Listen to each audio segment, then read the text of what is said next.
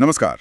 आज हम गोता लगा रहे हैं एक ऐसे सवाल में जो शायद इंसानियत का सबसे पुराना और गहरा सवाल है। चेतना आखिर है क्या? ये जो मैं हूं का एहसास है, ये कहां से आता है? इस गुत्थी को सुलझाने के लिए हमारे पास दो बहुत अलग नजरिए हैं। एक हजारों साल पुराना सनातन दर्शन और दूसरा एकदम ताजा, मतलब दिमाग की नसों को टटोलता आधुनिक तंत्रिका विज्ञान। हमारे सामने है चेतना, सनातन दर्शन और तंत्रिका विज्ञान नाम के स्रोत से कुछ खास हिस्से। और हमारा काम इन हिस्सों को निचोड़कर यह समझना कि ये दोनों दुनियाएं चेतना पर क्या कहती हैं, कहाँ इनके रास्ते बिल्कुल जुदा हैं और क्या कहीं किसी मोड़ पर ये हाथ मिलाती भी नजर आती हैं। तो चलिए शुरू करते हैं ये दिमागी खोज। बिल्कुल, ये सफर दिलचस्प होने वाला है क्योंकि एक तरफ सनातन दर्शन है जो कहता है चेतना यानी आत्मा अमर है, ब्रह्मांड का आधार है। दूसरी तरफ विज्ञान है जो इसे दिमाग के कोशिकाओं यानी न्यूरॉन्स की जटिल जुगलबंदी से उपजा हुआ मानता है।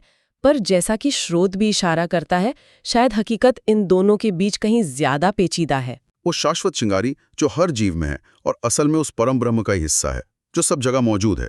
क्या ये सही समझा मैंने? हाँ, आपने बिल्कुल सही पकड़ा। और इसमें दिमाग की भूमिका बड़ी अनोखी बताई गई है। दिमाग चेतना पैदा नहीं करता, वो बस उसे जाहिर होने का जरिया देता है। स्रोत में एक अच्छी मिसाल दी गई है, जैसे रेडियो स्टेशन से गाने आते हैं, रेडियो सेट तो बस उन्हें पकड़कर सुनाता है, बनाता नहीं। वैसे ही दिमाग इस भौतिक दुनिया में चेतना के अनुभव को मुमकिन बनाता है, पर वो चेतना का सोर्स नहीं है। अच्छा, ये रेडियो वाली मिसाल तो बात को काफी साफ करती है। लेकिन फिर ये मन क्या चीज है जिसके बारे में हम सोचते रहते हैं? सनातन दर्शन तो मन की कई परतें बताता है, जिसे अंतःकरण कहा गया है। हाँ, अंतःकरण एक तरह से हमारा आंतरिक उपकरण है, मतलब अंदर का मैकेनिज्म। इसमें सबसे पहले आता है मंस। ये वो हिस्सा है जो हमारी इंद्रियों से जानकारी लेता है, देखना, सुनना, सूंघना वगैरह, और बाहरी दुनिया से आने वाले विचारों और संकेतों को प्रोसेस करता है। ये लगातार चलता रहता है, कभी शांत नहीं बैठता। यानी ये हमारे दिमाग का इनबॉक्स जैसा हुआ जो हर तरफ से जानकारी बटोरे जा रहा है। फिर इसके बाद आती है बुद्धि। ये सिर्फ जानकारी लेना नहीं, बल्कि उसे परखना है। सही क्या है, गलत क्या है, सच क्या है, झूठ क्या है, ये फैसला करने की ताकत बुद्धि है। ये विवेक है जो हमें मार्गदर्शन देता है। और चित्त, मैंने सुना ये हमारी यादों से जुड़ा है। बिल्कुल, चित्त हमारी यादों का, हमारे अनुभवों का और हमारे गहरे संस्कारों का भंडार है। बचपन से लेके अब तक जो भी हमने सीखा, महसूस किया, वो सब यहाँ दर्ज है। यही हमारे व्यवहार और आदतों को अनजाने में प्रभावित करता है। और आखिर में अहंकार, ये तो सबसे जाना पहचाना लगता है। मैं का भाव, मेरी पहचान, मेरा शरीर, मेरे विचार। हाँ, अहंकार ही वो गांठ है जो हमें इस शरीर और मन से जोड़कर मैं होने का पक्का एहसास दिलाती है। लेकिन सनातन दर्शन का सबसे क्रांतिकारी विचार ये है कि असली चेतना यानी आत्मा या साक्षी इन चारों मनस, बुद्धि, चित्त, अहंकार से परे है। परे हैं? मतलब ये साक्षी क्या है फिर? साक्षी यानी गवाह, वो चेतना जो इन सब मानसिक हलचलों को, विचारों का आना जाना, बुद्धि के फैसले, चित्त की यादें, अहंकार का मैं करना बिना किसी लगाव या दखल के बस देखती है। जैसे आसमान बादलों को देखता है पर खुद बादल नहीं बन जाता। वो इन सब का अनुभव करती है पर इन सब से अलग और अछूती रहती है। ये तो बहुत गहरा विचार है। यानी मैं अपने विचारों और भावनाओं को देखने वाला हूं, सिर्फ विचार और भावनाएं नहीं हूं। सटीक। वेदांत इसी को और साफ करता है। वो चेतना को सत चित आनंद कहता है। सत यानी जिसका अस्तित्व हमेशा है, जो कभी नष्ट नहीं होती। चित यानी जो स्वयं प्रकाश है, जिसे जानने के लिए किसी और चीज की जरूरत नहीं, वो खुद ही जागरूकता है। और आनंद यानी परमानंद, खुशी, उसका स्वभाव है, किसी बाहरी चीज पर निर्भर नहीं है। और क्योंकि ये चेतना शरीर और मन से अलग है, इसलिए शरीर के खत्म होने पर भी ये बनी रहती है। यहीं से पुनर्जन्म या चेतना की निरंतरता का सिद्धांत निकलता है। तो सनातन नजरिया कहता है चेतना पहले, पदार्थ बाद में। चेतना ही असलियत है। ये तो वाकई विज्ञान की सोच से एकदम उलट है। चलिए अब कहानी का दूसरा रुख देखते हैं। विज्ञान की दुनिया में चेतना को कैसे समझा जाता है? हाँ, अब आते हैं तंत्रिका विज्ञान पर। यहाँ तस्वीर बिल्कुल अलग दिखती है। मुख्य धारा का विज्ञान चेतना को दिमाग का एक आकस्मिक गुण मानता है, वे इमर्जेंट प्रॉपर्टी जिसे कहते हैं। आकस्मिक गुण, ये थोड़ा समझाएंगे? जरूर। सोचिए पानी के अणु के बारे में। H2O, अकेले अणु में गीलापन नहीं होता है ना, लेकिन जब खरबों अणु एक खास तरीके से मिलते हैं तो गीलापन जैसा गुण उभर आता है जो किसी एक अणु में नहीं था।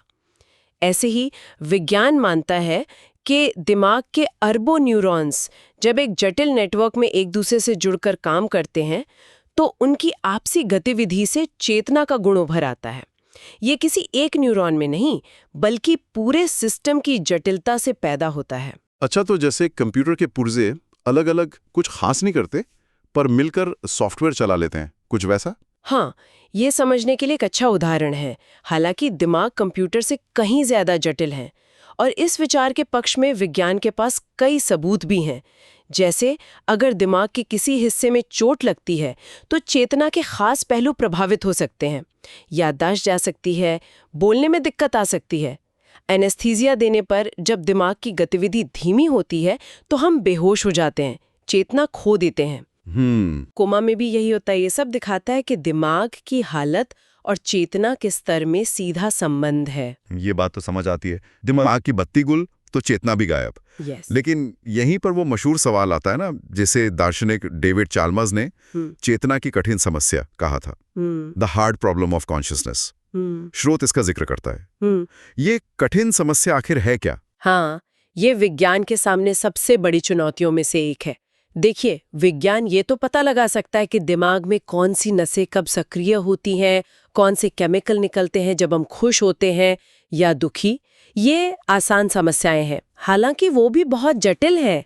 लेकिन कठिन समस्या ये है कि दिमाग में होने वाली ये सारी भौतिक और रासायनिक क्रियाएं, यानी बिजली के करंट और न्यूरोट्रांसमीटर्स का खेल, आखिर व्यक्तिपरक अनुभव यानी ख्वालिया कैसे पैदा करती हैं। ख्वालिया मतलब ये क्या होता है? क्वालिया यानी किसी चीज को महसूस करने का व्यक्तिगत अनुभव, जैसे सेब का लाल दिखना या कॉफी की महक आना, संगीत सुनकर सुकून मिलना या चोट लगने पर दर्द होना। विज्ञान ये तो बता सकता है कि लाल रंग की रोशनी आंखों से दिमाग के किस हिस्से तक जाती है, पर वो रोशनी लाल महसूस क्यों होती है? वो अंदरूनी अनुभव कहाँ से आता है? दिमाग के न्यूरॉन्स के फड़कने में ऐसा क्या है जो महसूस करने का जादू पैदा कर देता है? ओह, अब समझा। यानी दिमाग की मशीनरी और हमारे अंदरूनी अनुभव के बीच का पुल गायब है।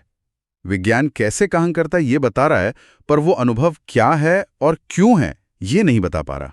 बिल्कुल, और यहीं पर विज्ञान की मौजूदा सीमाएं साफ दिखती हैं। कुछ सिद्धांत जरूर हैं जो इस खाई को पाटने की कोशिश कर रहे हैं। जैसे स्रोत में एकीकृत सूचना सिद्धांत का जिक्र है, इंटीग्रेटेड इंफॉर्मेशन थ्योरी IIT। ये सिद्धांत कहता है कि कोई भी सिस्टम जिसमें जानकारी को एकीकृत करने की क्षमता जितनी ज्यादा होगी वो उतना ही ज्यादा सचेत होगा। ये चेतना को सिर्फ दिमाग तक सीमित नहीं रखता, सिद्धांत रूप में किसी भी जटिल सिस्टम में चेतना हो सकती है। ये तो दिलचस्प है। IIT के अलावा और क्या है? एक और प्रमुख सिद्धांत है ग्लोबल वर्कस्पेस थ्योरी, GWT।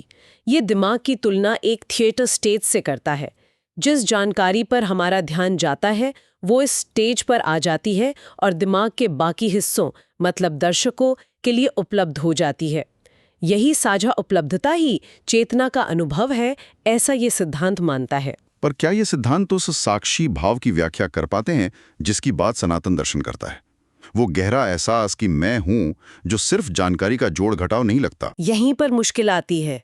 जैसा स्रोत भी इशारा करता है, ये सिद्धांत भले ही चेतना के कुछ पहलुओं जैसे ध्यान और जागरूकता को समझाने में मदद करते हों, पर वो व्यक्तिपरक अनुभव की गहराई, वो मैं का एहसास या प्रेम, सौंदर्य, दर्द जैसी भावनाओं के असल अनुभव को पूरी तरह से पकड़ नहीं पाते। विज्ञान अभी भी उस बिंदु से दूर है जहां वो कह सके कि हाँ, हमने चेतना की गुत्थी सुलझा ली है। वो कठिन समस्या अभी भी खड़ी है। तो हमने देखा कि दोनों छोर कितने अलग हैं। एक तरफ चेतना ब्रह्मांड का आधार है, दूसरी तरफ दिमाग की उपज। लेकिन क्या वाकई ये दो रास्ते इतने जुदा हैं या कहीं कोई पुल भी है? स्रोत कुछ मिलने वाले बिंदुओं का जिक्र करता है ना? हाँ, और यहीं से चीजें और भी रोचक हो जाती हैं। यादें हमने सनातन दर्शन की बात की थी कि दिमाग चेतना का रिसीवर है, जनरेटर नहीं। अब कुछ ऐसे वैज्ञानिक निष्कर्ष हैं जो भले ही मुख्य धारा में पूरी तरह माने न जाते हों, पर इस विचार को सोचने पर मजबूर करते हैं।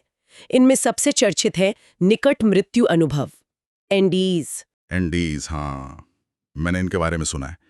लोग बताते हैं कि मौत के करीब पहुंचकर उन्हें सुरंग दिखी, रोशनी दिखी, अपने शरीर को बाहर से देखा। पर वैज्ञानिक तौर पर इसका क्या मतलब है? मतलब ये है कि कुछ मामलों में जब व्यक्ति का दिल धड़कना बंद कर देता है और दिमाग की गतिविधि मापने वाली मशीन ईईजी बिल्कुल सपाट रेखा दिखाती है, मतलब दिमाग काम नहीं कर रहा। हाँ, चिकित्सकीय दृष्टि से, तब भी होश में आने के बाद वो लोग बड़े साफ और व्यवस्थित चेतन अनुभवों के बारे में बताते हैं। स्रोत में ऐसे कई केस स्टडीज का हवाला दिया गया है जहां बताई गई बातें बाद में वेरीफाई भी हुई, जो उस वक्त उनके आसपास घट रही थीं जब वो बेहोश थे। ये तो कमाल है। अगर दिमाग बंद था तो यह अनुभव कहाँ दर्ज हो रहा था? ये तो सचमुच इस संभावना की तरफ इशारा करता है कि चेतना शायद सिर्फ दिमाग की नसों के फड़कने तक ही सीमित न हो। ये एक पहेली है जिस पर विज्ञान अभी भी काम कर रहा है।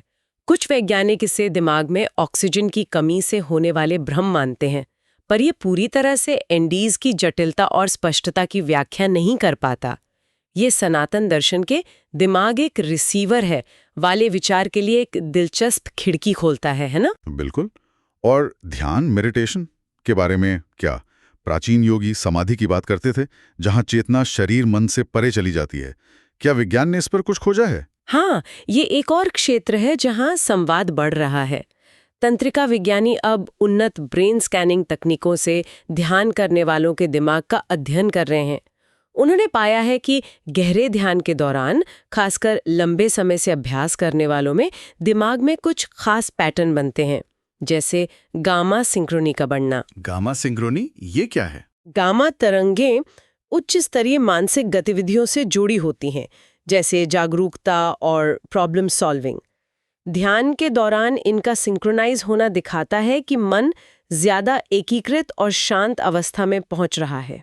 अच्छा, तो इसका मतलब क्या हुआ? क्या यह साबित करता है कि ध्यान से चेतना की अवस्था बदलती है? ये दिखाता है कि मानसिक अभ्यास से दिमाग की कार्यप्रणाली को सचमुच बदला जा सकता है। ध्यान सिर्फ आराम करना नहीं है, ये सक्रिय रूप से दिमाग को प्रशिक्षित करना है। और ये परिणाम उन परिवर्तित चेतना अवस्थाओं के वैज्ञानिक प्रमाण हो सकते हैं जिनका जिक्र हजारों सालों से यौगिक और अन्य आध्यात्मिक परंपराओं में होता आया है। विज्ञान अब इन व्यक्तिपरक अनुभवों के न्यूरल सिग्नेचर ढूंढ रहा है। अच्छा, तो एनडीईएस और ध्यान के अलावा क्या कोई और पुल भी बन रहा है? मैंने क्वांटम फिजिक्स और चेतना के कनेक्शन के बारे में कुछ सुना है। स्रोत में इसका जिक्र है। हाँ, स्रोत ऑर्चनेशन OR सिद्धांत का उल्लेख करता है, ऑर्केस्ट्रेटेड ऑब्जेक्टिव रिडक्शन, जिसे भौतिक विज्ञानी सर रोजर पेनरोस और एनेस्थीजियोलॉजिस्ट स्टुअर्ट हैमरऑफ ने मिलकर विकसित किया है। ये एक बहुत ही विवादास्पद लेकिन आकर्षक सिद्धांत है। विवादास्पद क्यों? और ये कहता क्या है? ये कहता है कि चेतना का आधार क्वांटम स्तर पर है। दिमाग की कोशिकाओं के अंदर बहुत महीन नलिकाएं होती हैं जिन्हें माइक्रोट्यूब्यूल्स कहते हैं। पेनरोज और हैमरऑफ का मानना है कि इन माइक्रोट्यूब्यूल्स के अंदर क्वांटम प्रक्रियाएं होती हैं और जब ये प्रक्रियाएं एक खास मुकाम पर पहुंचती हैं, ऑब्जेक्टिव रिडक्शन, तो चेतना का क्षण उत्पन्न होता है। ये बहुत जटिल है, पर इसका सार ये है कि चेतना पदार्थ का सिर्फ बाय प्रोडक्ट नहीं, बल्कि क्वांटम स्तर पर ब्रह्मांड के ताने बाने से जुड़ी हो सकती है। क्वांटम स्तर पर? ये तो दिमाग में मार देने वाला विचार है। मतलब चेतना उतनी ही मौलिक हो सकती है जितनी स्पेस या टाइम। ये तो वेदांत के चेतना आधारभूत है वाले विचार के काफी करीब लगता है। हाँ, इसीलिए ये सिद्धांत दिलचस्प है। भले ही इसे साबित करना बहुत मुश्किल है और ज्यादातर तंत्रिका वैज्ञानी इसे अभी स्वीकार नहीं करते हैं, पर यह दिखाता है कि कुछ वैज्ञानिक भी अब चेतना को सिर्फ न्यूरॉन्स की फायरिंग तक सीमित रखने पर सवाल उठा रहे हैं। और पुनर्जन्म अनुसंधान का क्या? स्रोत में डॉक्टर इयान स्टीवनसन के काम का भी जिक्र था। हाँ, डॉक्टर स्टीवनसन ने वर्जीनिया विश्वविद्यालय में दशकों तक उन बच्चों के मामलों का अध्ययन किया जिन्हें अपने पिछले जन्मों की यादें थीं। उन्होंने हजारों ऐसे मामले दर्ज किए जहां बच्चे ऐसी बातें, लोग और जगहों के बारे में बताते थे जिन्हें वे इस जन्म में जान ही नहीं सकते थे, और अक्सर ये विवरण जांच में सही पाए जाते थे। तो क्या विज्ञान इसे मानता है? मुख्य धारा का विज्ञान पुनर्जन्म को लेकर बहुत शंकालु है, क्योंकि इसे लैब में नियंत्रित तरीके से दोहराया नहीं जा सकता। सबूत किस्सों और यादों पर आधारित है, जिन्हें वेरीफाई करना मुश्किल होता है। लेकिन डॉक्टर स्टीवेंसन का काम बहुत सावधानीपूर्वक किया गया था, और ये उन लोगों के लिए सोचने का मसाला जरूर देता है जो चेतना की निरंतरता के सवाल पर विचार करते हैं। ये सीधे तौर पर सनातन दर्शन की आत्मा और पुनर्जन्म की शिक्षाओं से जुड़ता है, भले वैज्ञानिक समुदाय इसे अभी प्रमाण न माने। तो इन सब बातों को समेटे तो हम कहाँ पहुँचते हैं? एक तरफ सनातन दर्शन है जो कहता है कि चेतना मौलिक है, शाश्वत है, शरीर और दिमाग से परे है, और दिमाग बस एक जरिया है। आत्मा ही असली कर्ता और भोक्ता है, जो साक्षी रूप में मौजूद है। और दूसरी तरफ तंत्रिका विज्ञान है जो कहता है कि चेतना दिमाग की जटिल गतिविधि से गहराई से जुड़ी है। दिमाग के बिना चेतना का कोई सबूत नहीं मिलता। लेकिन ये गतिविधि व्यक्तिपरक अनुभव कैसे पैदा करती है, ये अभी भी एक अनसुलझी पहेली है। वो कठिन समस्या बरकरार है। लेकिन जैसा हमने देखा, शायद ये दो किनारे उतने भी दूर नहीं। कुछ सुराग मिल रहे हैं। एनडीईज, ध्यान पर शोध, क्वांटम सिद्धांत, पुनर्जन्म के मामले, जो इशारा करते हैं कि कहानी शायद ज्यादा गहरी है। बिल्कुल, ऐसा लगता है कि दोनों क्षेत्र अपने अपने तरीकों से एक संभावना की ओर बढ़ रहे हैं, कि चेतना शायद सिर्फ दिमाग का बाय प्रोडक्ट ना होकर कुछ ज्यादा आधारभूत हो सकती है। शायद वो पदार्थ से भी ज्यादा मौलिक हो, जैसा कि वेदांत हमेशा से कहता आया है, सर्वम खलिविदन ब्रह्मा। ये सब जो कुछ भी है, ब्रह्मा यानी चेतना ही है। तो फिर इस सारी चर्चा का हमारे लिए क्या मतलब है? अगर चेतना वाकई दिमाग से परे या ज्यादा मौलिक है, तो इसके मायने बहुत गहरे हैं। ये हमारे अपने होने का मतलब बदल सकता है। हाँ, ये सवाल उठाता है कि हम कौन हैं? क्या हम सिर्फ ये शरीर और दिमाग हैं, या कुछ और भी? वास्तविकता की प्रकृति क्या है?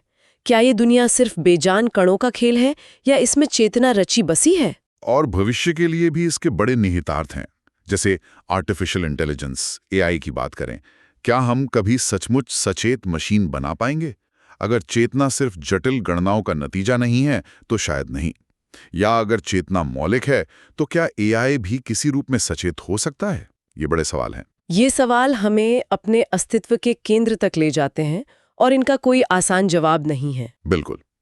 तो इसी उलझन और संभावना के साथ आज की बात खत्म करते हैं, लेकिन आपके सोचने के लिए एक आखिरी विचार छोड़ जाते हैं, जो स्रोत से ही निकला है।